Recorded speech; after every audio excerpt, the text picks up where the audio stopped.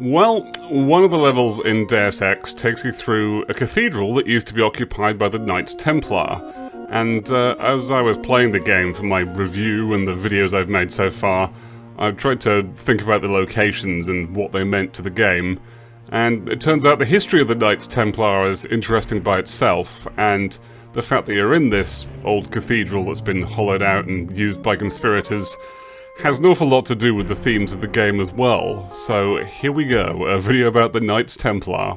Like I mentioned in a previous video, it looks like traditional religion is waning in importance in the world of Deus Ex. The Knights Templar Cathedral has been taken over by tech-heavy commandos and conspirators, and books you can read in the game show that the Majestic 12 organization demands complete submission from its followers, so it does seem to be a kind of replacement religion. Now, a very important part of the cathedral is that it's somewhere where religion and money seem to mix into this unholy union. Once I knelt in this chapel for communion, with 2 Rockefellers and a Rothschild. Since the time of the Crusades, every leader in finance has prayed for the continued stability of Templar banks, founded on gold.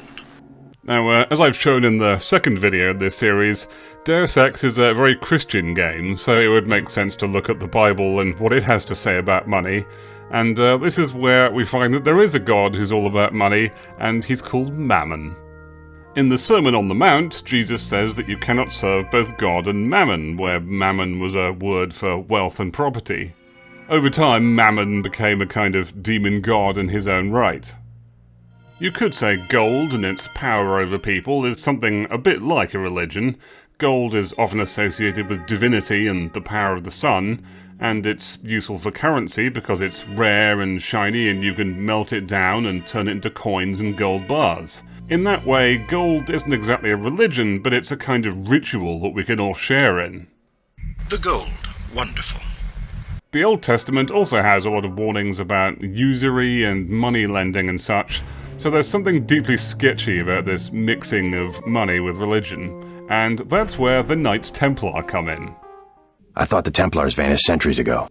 The Templars started life as a military force that protected people traveling to Jerusalem in the Crusades. They became popular and started accepting donations, which is how the organization became more and more wealthy. The sketchy thing is that individual brothers in the organization had actually sworn a vow of poverty, so on their own they were technically poor, but the organization itself was rich. It's called consolidation. Strengthen governments and corporations, weaken individuals. Early on, the Templars were given the backing of King Baldwin II of Jerusalem, and were given quarters in the royal palace and the Temple Mount, which is how they became known as the Templars. This royal backing means that they now combined religious power, military power, money, and now the blessing of the king as well. And that's where things get interesting, because it seems like the Templar managed to combine pretty much every source of political power all at once. There's an interesting conversation in Game of Thrones about the same 4 sources of political power. Power resides where men believe it resides. Now, in a way, the Templar were perhaps the first multinational corporation. We associate corporations more with the present day, but they fit the bill. You had multiple Templar operations in different countries. You could hand your valuables over in one branch in one country, travel, and then get the equivalent sum back out the other end in a different country, so it avoided you being robbed of your valuables as you traveled. In this way, the Templar are actually a precursor to the kind of mega-corporations you deal with in Deus Ex. Because of their unique position of power, the Templar were accountable only to the Pope, so in a way this really does sound like an organization that is almost accountable only to God. And in that way it sounds a lot like UNATCO, who are accountable to pretty much no one as well. UNATCO, for instance. A global response to a common problem. Looks good on paper, but a global military force is hard to keep accountable. The Templar organization lasted for almost 200 years, but in the end they ceased to be useful.